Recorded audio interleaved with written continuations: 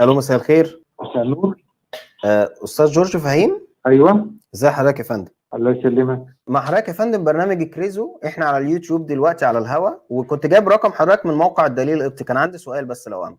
سؤال ايه؟ سؤال في الكتاب المقدس يا فندم. مين حضرتك؟ ما انا بقول لحضرتك برنامج كريزو. برنامج ايه؟ كريزو. ما اعرفش البرنامج ده حضرتك. ماشي، انا كان عندي سؤال في الكتاب المقدس. طب وسالني انا ليه وانا بتاع اسئله؟ ما هو حضرتك مكتوب على موقع الدليل القبطي ان حضرتك من المتكلمين، والكتاب المقدس بيقول اكرز بالكلمه في وقت مناسب او غير مناسب يعني. ومين حضرتك؟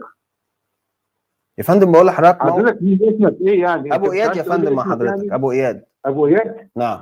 طب انا مالي يا ابو اياد؟ انا مالي انا بالحاجات دي؟ انت حضرتك بتكلمني من بره مصر. ما انا بقول لحضرتك موجود رقم حضرتك على موقع الدليل القبطي ان حضرتك من المتكلمين، يعني اللي عنده سؤال يتصل بحضرتك يسأله. لا ما اعرفش. انا اسف يا ابو اياد، انا ما بكلمش حد ولا بقول، ما بجاوبش على اسئله لحد يعني. شكرا. ما هو الكتاب المقدس بيقول اكرز، قفل على طول، اللي هو يعني شوفوا قله الذوق، ويقول لك الله محبه، احنا عندنا محبه، لاف يو، انا احبك. ايه يا جماعه ده؟ هو انا بتصل اشتمك يا جماعه؟ ده انا بقول لكم هسالكم سؤال، طبعا انا ما بقولش كل كده، لا، في ناس محترمه بترد وبنتكلم.